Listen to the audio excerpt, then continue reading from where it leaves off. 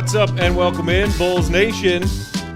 You found yourselves hanging out with us here at CHGO Bulls Pregame on YouTube and on Twitter. Those of you watching on Twitter, come join us on YouTube. Come here. Better video quality, plus we can throw your comments up on the screen. Yes. Make you a part of this here. Come I'm Matt Peck. You can follow me on Twitter at Bulls_Peck. You can follow my buddy, Big Dave Watson at BowBWL Sports. You can follow Will Gottlieb at Won't Gottlieb. And if you aren't already, follow us on Twitter at CHGO_Bulls.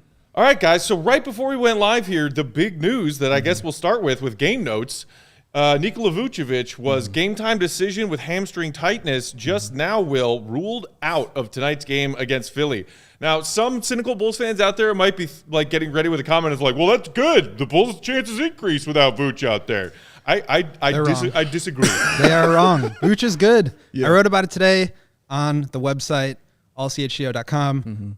Vooch is so important to what the Bulls do on offense. He's a connector. He moves the ball. Everything really runs through him. Obviously, you have DeRozan and Levine who can score at will, but Vooch is what holds it all together. So the Bulls are going to miss him tonight. And then also defensively, I mean, what do you do against Embiid when you lose your man in the middle? Yeah, it's going to be tough because that means it's going to be Tony Bradley hours out there at some point. You forgot about Tristan already? No. Tristan's starting. I'm saying Tony Bradley is going to have to play. Like, that's going to be a thing. I'm never forgetting about Tristan Thompson, all right? I already neuralized Tony Bradley out of my brain, Dave.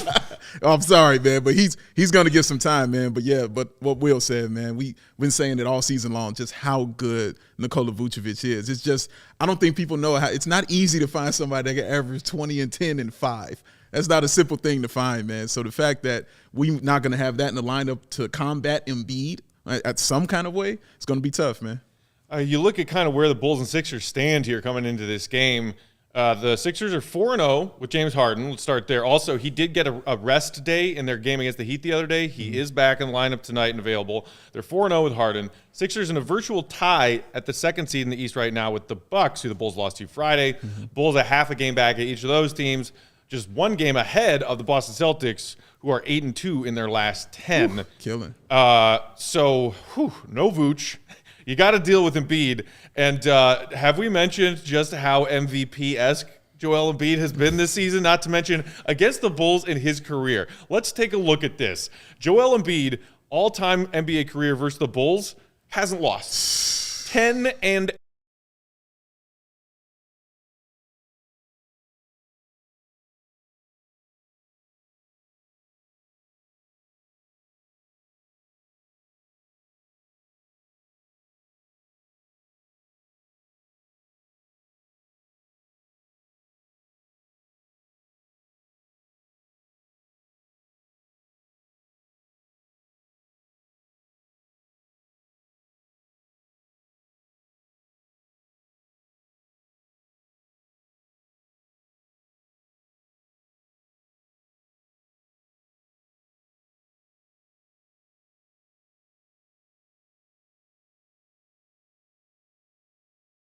Center.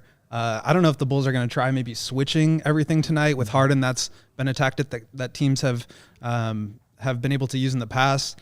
But then you end up with mismatches where Dirk Jones or Tristan Thompson or whoever it is guarding Embiid in the post. So we're going to talk about the best bets later, but yeah, I think you know where I'm headed with this. We've got a points bet actually coming up for you later, which, by the way, brought to you by PointsBet here, CHGO Bulls pre and post game. Hello. We've got some fun bets for you. One of them is Embiid combined points, boards, and assists, much like we did with Giannis on Friday night. I think he hit that. I think we're seeing a trend here. We are. But to kind of put in context just how well Joel Embiid has played against the Bulls in his career compared to other opponents, his 28.1 points per game is the fifth highest of any opponent he's played with against in his NBA career. His 55% shooting from the field, second best of any opponent in the NBA for Embiid. Goodness. And his 4.2 dimes per game is the third highest mark when you're looking at all of Embiid's opponents across the NBA. So elite level play from Embiid where Sixers fans are already getting their jokes off about how the Bulls have not figured out a way to stop this guy or beat this team when he plays. That's true, man. And just looking at his stats from the 3 games when he played the Bulls, I mean, outside of that first one where he had 18 and 9 and 7, which is still ridiculous. Right. The 30 and 16 on 11 of 19 shooting, and then says, you know what? I think I could do a little bit better than that. Let me go ahead and drop 40 and 10 on you guys. 14 of 23, but getting to the line also is where he also thrives so well. He shoots such a high percentage from there. It's crazy. And that's what I was going to say is it comes back to the defense. How do you defend this guy? We saw Giannis 19 free throw attempts on Friday night. I still can't stop thinking about that. There's no way to defend these guys. Yeah. And yeah, I mean, the Bulls are limited in depth right now anyway. Yeah, true. You bring Vooch, or you're losing Vooch now. It could get ugly. I'm scared of Embiid in general. Baby, hold on tight. When we all got home late Friday night after lunch day, were you just, did you have like a blankie in bed, just like fetal position, like hearing NBA Matt's pounding refs blow their beers, whistles? Dave is pounding grapes, and I'm just shivering in a blanket, worried about Embiid in 3 days. He woke up, 19. That's what he's waking up, man. Well, gentlemen, now there's another worry Sure. alongside Embiid. More for you to worry about? Oh, no. Okay. I know, right? All right. The list never ends, never gets shorter. Never it does. The beard is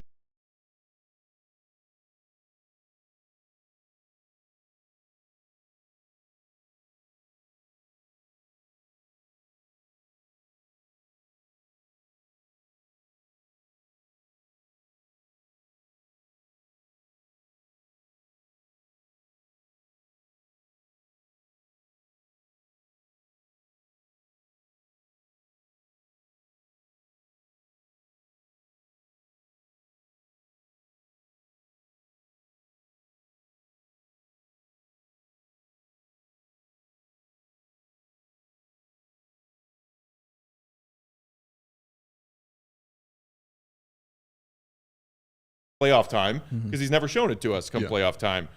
But as I was looking and typing up those stats earlier today, for the first time for real, I got tail between my legs scared about this Embiid Harden combo. What about you, Dave? Yeah, man. My friends would say I've always been a pretty big Harden fan. I've always thought he was just really, really good. And, I understand, and you're right, the playoffs, you have to show and prove it there, and that's probably why a lot of people don't believe in him is because of that.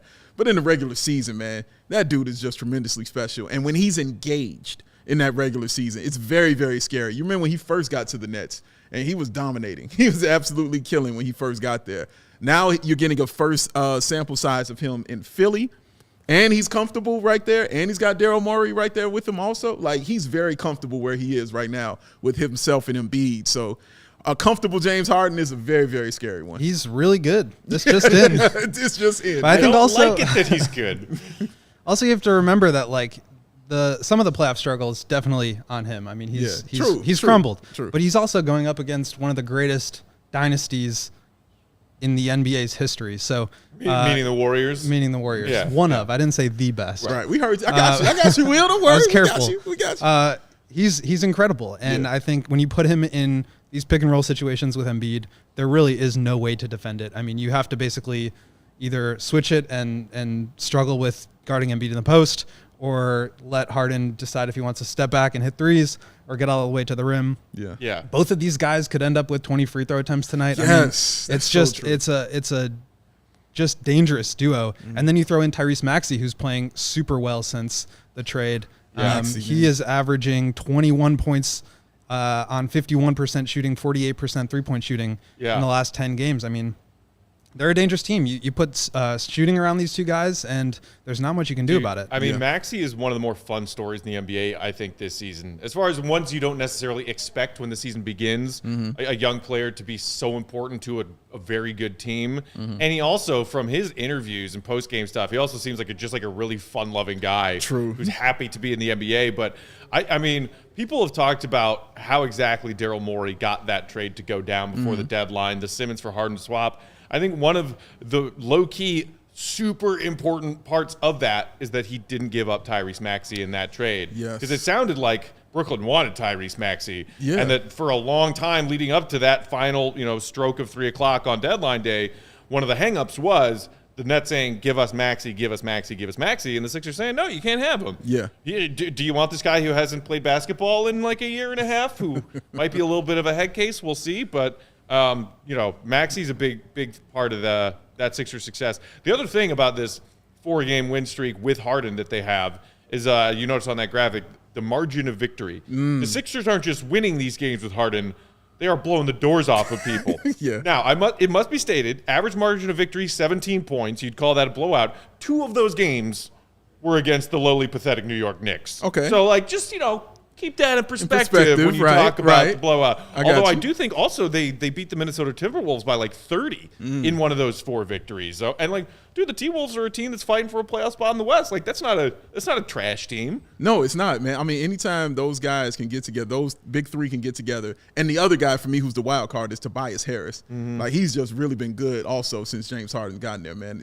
You forget how good he is, sometimes when it's not on him like it is. Now he's like a 4th option on the team. He's like, oh, yeah, I'm tall. I can shoot and dribble and do all that. Oh, yeah, I'm good right now.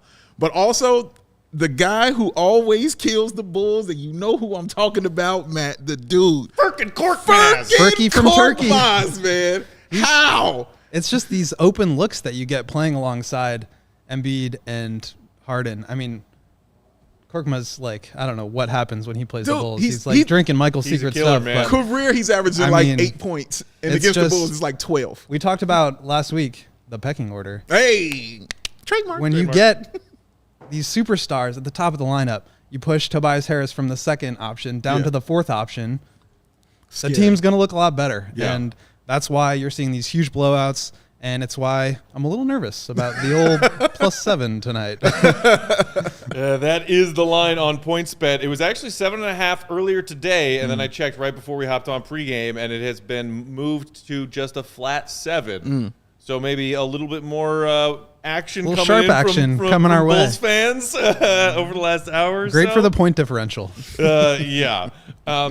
So, guys, as we talk about this reinvention of James Harden, the beard is still there, but the gut disappears magically when he gets, to put a new jersey on. I want his diet plan today. I mean, all right? I don't know how he did it, but I want it today. Dude, some of those last pictures that were taken of him in that Rockets warm-up, he was wearing a pillow under his warm-up jersey. He had to. There is it's either that or very impressive Photoshop. The man looked like he weighed close to 300. You see it too with guys like Draymond and Luka, and it's Luka, yes, for they're 20 pounds overweight heading into the last 5 games of the season, and then first game of the playoffs, they're absolutely shredded. I don't know what these guys are doing. What are we doing? Tell us. How much faith do you guys have that this reinvented version of Harden will continue for the Sixers, not just tonight against the Bulls, because I think Harden's going to have himself a game tonight. Bulls' perimeter defense is shitty right now. But do you believe that he will take that all the way through for them? That's a very good question. I'm going to say yes, just because of how comfortable and happy he looks. This is one of the first times outside of the Nets. When the last time I seen him just truly comfortable was in Houston, but everything was on him in Houston. And he kind of showed you, I'm not really that dude when it's on me. You know what I'm saying? I need somebody to have my back. When he got to the Nets, without Kyrie, when they got to a playoff, and he had that hamstring also he was dealing with. And so KD was just being KD, and he was out there just doing what he could. You know what I'm saying? Now he's got a dude who is a legitimate MVP in his prime that is a most valuable player right now, along with Maxey, who's a young guy learning underneath him, along with Tobias Harris, who we talked about as that 4th option, which is very scary. And so now he's like, well, I don't have to do anything but just be me. It's not really on me. I just have to come in here and be James Harden and make sure my beard is all glossy and I look smooth. He just got to do that, and he's all right. And the fit is so good, too. I mean, you think about, nobody fits better with another superstar than KD. So you have to give him credit there. But, I mean, Embiid, the ability to pick and pop and space the floor and then get to the basket, diving or posting up. Like you said, I mean, there's just the pressure is off of Harden to be A1 at all times for 48 minutes. Right. And it's got to be fun playing with an MVP caliber player. Well, what do you think about those people when this trade went down that bring up the fact that, on its surface, oh my gosh, Embiid, Harden, 2 MVP caliber players, one a ball handler, one a big, match made in heaven. But those who were also detractors of that saying Embiid isn't really a rim roller. That's not really his style of game. how will it pair up in a pick and roll scenario with Harden that well? I think some of those detractors are already learning that this duo is actually pretty good. Yeah. But and we also Embiid hasn't played with this kind of caliber of player either. Right. Like he hasn't had this kind of guy to play with him alongside. So he's got an MVP. Remember, Harden is an MVP. He's got an MVP playing alongside with him who loves to shoot, but equally loves to facilitate and equally loves to get people involved. So I think it works well with Embiid, only because he's not just a pick and roll guy. He can get the ball anywhere on the floor, and he's an issue and a problem. Something else to look at with Harden in these 4 games with Philly, he was averaging nearly 5 turnovers a game with Brooklyn. Got that down under 3 turnovers per game in his first 4 with Philly. Could be, also a little bit dip in usage, dip in ball handling, but if Harden's taking care of the basketball, watch out. All right, let's now move on to DeMar DeRozan, who has been slumping. Let's be clear, we're not hating on DeMar. No one's hating on DeMar. But after that ridiculous month of February, in his last 4 games, you've seen his numbers come down. Do we have that graphic? So in February, he averaged 34.2 points per game on 55, 40, 87 shooting splits, 8.8 free throw attempts per game, 6 boards, 5 assists. And then you look at his last 4 games, that scoring's dropped nearly 10 points down to 25 a game. And the efficiency is where you really notice a drop-off there. Overall efficiency, he's actually ticked up his three-point percentage a bit, but 40% overall from the field, has gotten to the free throw line, significantly fewer opportunities. Rebounds and assists have come down a little bit too.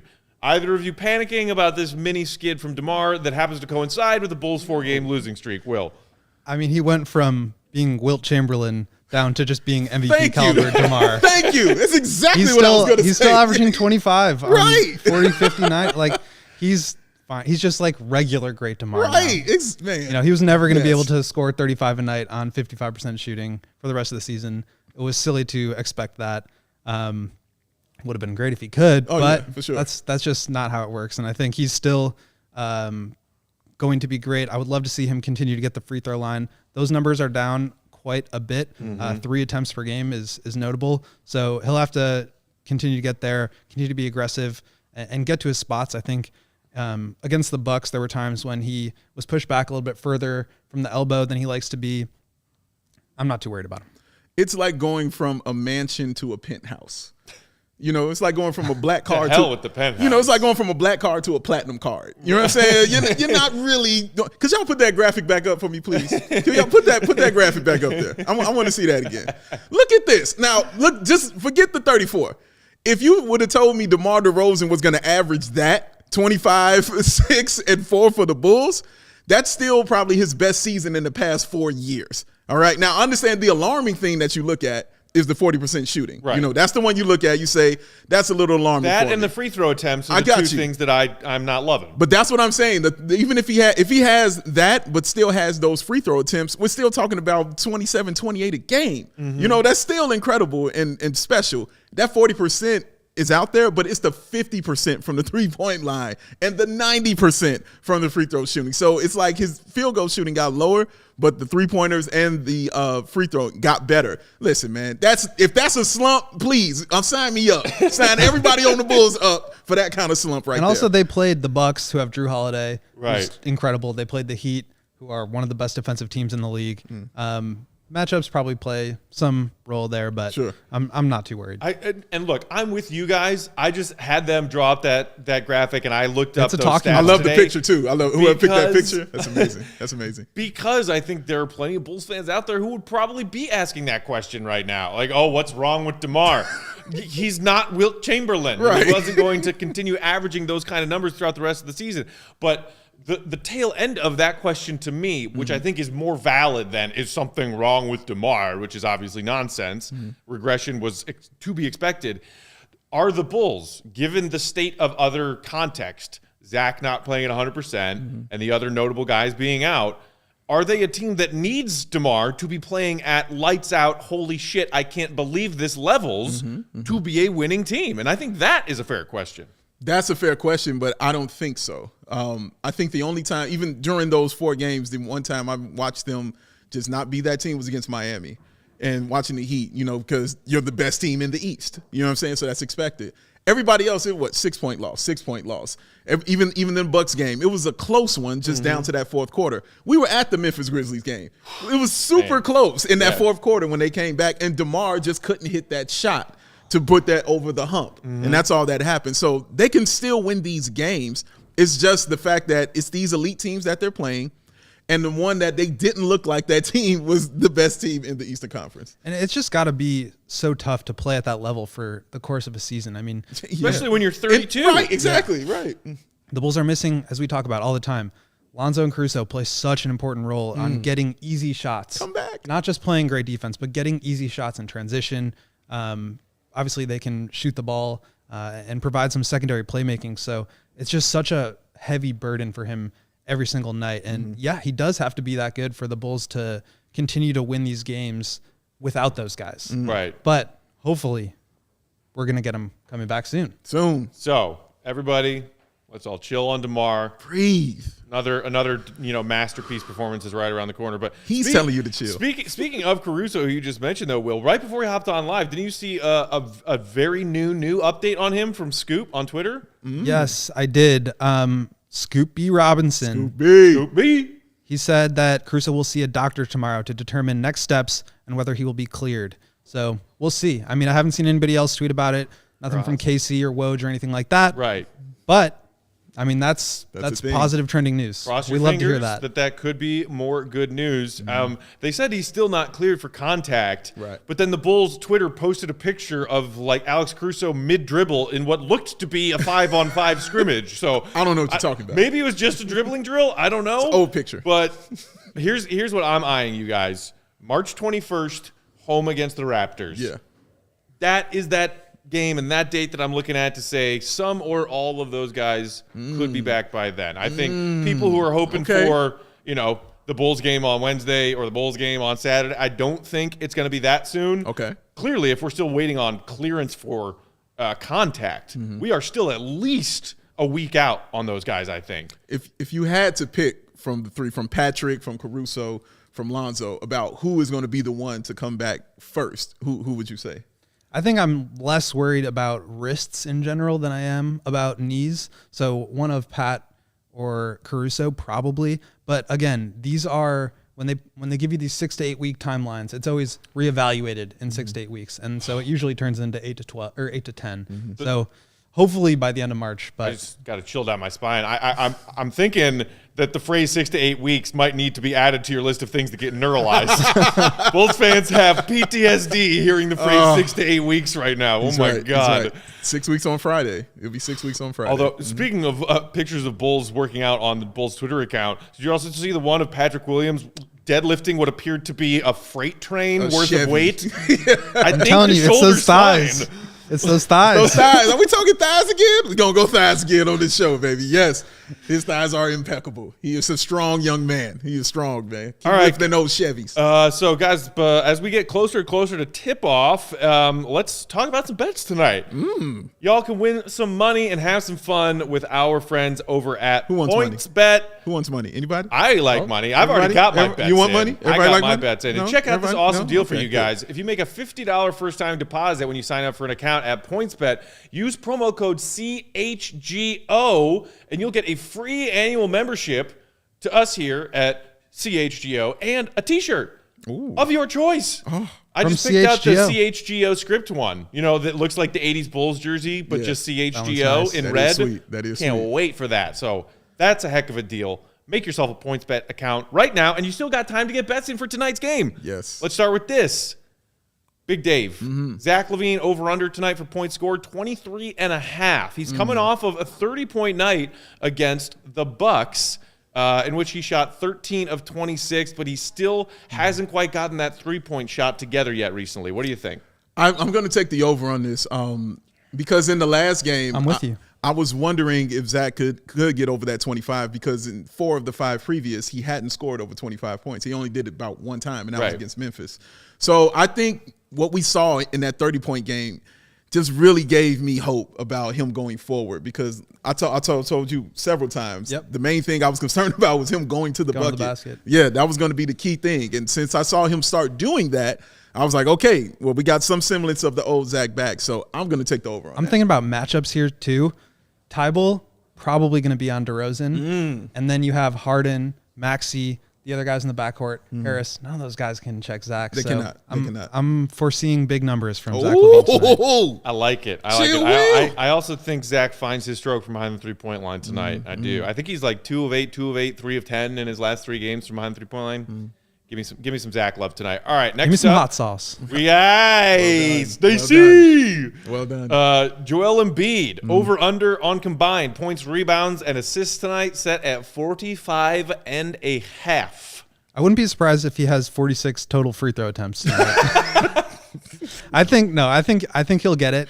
Like I said earlier, no Vooch, no depth to be able to guard him. I think he's gonna probably score 35, 10 rebounds, 5 assists pretty easy. So I'm foreseeing big things for him too.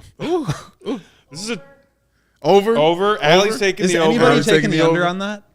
Anybody taking the under? Anybody? Clark, Anyone Anybody? taking the under? Bueller? Yeah, I'm going to take the under on that one, guys. All right. taking the I'm under. taking the under. Bless All your right, heart. Let's do it. Bless your heart. We're going to win this game. I like Okay, that. I like The Bulls that. are We're going to the win this positivity. game. I'm with It's you. going to happen. I'm with that. I'm with all of that. I think even if the Bulls all of it. miraculously find a way to win this game, Embiid's still going over that 45. I agree. He's going over for sure. Yeah, man. He's going over. He's going over. All right. Yeah, did you guys know this, by the way? What's that? Allie, who's doing a wonderful job here for us, setting Yes. everything up at CHGO in our launch week and our launch Thank day. you. She outed herself to me as a Sixers fan like an hour ago. I grew up in Philadelphia. Uh-huh. You know, I didn't watch Sixers as much. I am a diehard Eagles fan, but That's Sound even effects are supposed to worse. come from it's that. not. It is not. What's the greatest Rocky movie? Oh, that's a hard one. No, it's not. It's an easy I don't one. know. I have like emotional ties to all of those. That's So, fair. like that's why That's it's fair. harder. That's Maybe fair. one. I mean, just Rock- The answer is 3. Just to of tell them. y'all. Rocky The answer 4 is feels 3. fairly relatable right now, doesn't it? I mean, I think As that's long as we're not Apollo. That's my- Like, I want to be Apollo in this. Rocky Foe. 4? 4 is the one? It's 3, man. Clubber Lang is the top 3 villain all time. Pity the fool. I'd say top 3 all time. Nobody else beat Rocky but him. Joel Embiid's about to go up to Tristan Thompson at the tip-off and say, I must break you. Clubber Lang got to Chicago, by the way. All right, Bulls +7, we mentioned. Slid from +5.5 down to +7. I really, really want to believe in the Bulls covering this Okay. and taking their points, Then do it. but I'm not gonna.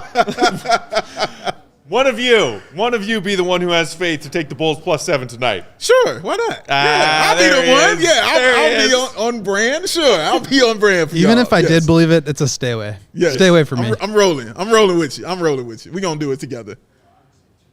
Oh, just 2 minutes. I'm just saying I'm rolling with you. That's what I'm doing.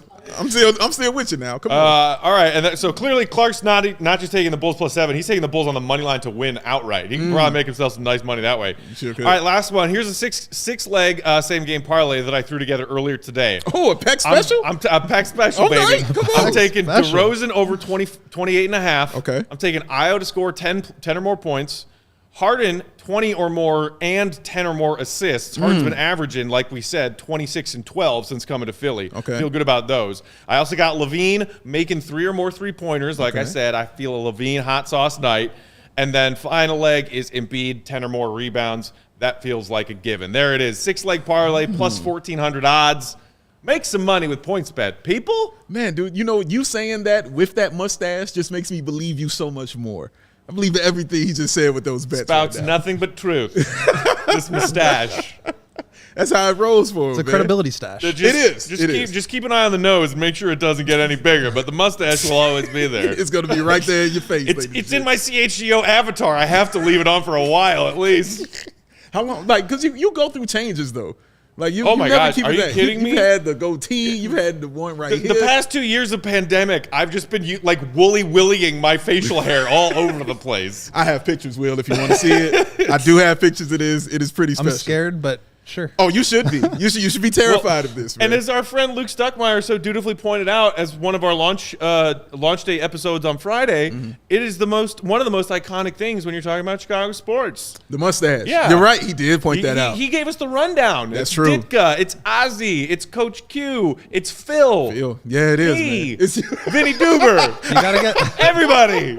Yeah, you know the the suit Peck catcher championships. next. Yeah. Oh, I rocked this whole patch for a while last He time I did. had it. but Again, all right. I have pictures, Will. Shout I'm out to telling you. Phil. Hang out with me. I will give them all to you, man. I will show it. Zen Master vibes. Is it? Yes. It's in Master Pies. We got to Yes. get points bet to add, like date that Peck shaves his stash off as one of the things that you can bet on. Oh, because you know what? It's not going to be around for summertime. No, this no, is no. not going to be here No, for the come summer, man. summertime, this baby's coming Yeah, out. that's going to be going. Calvin man. Ridley out Do here we- betting on his own.